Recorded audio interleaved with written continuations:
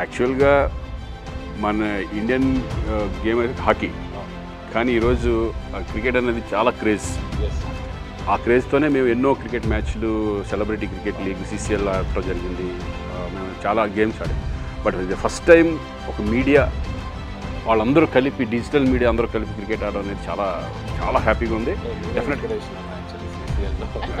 Inspiration కాదు, అంటే ఒక మంచిది కూడా.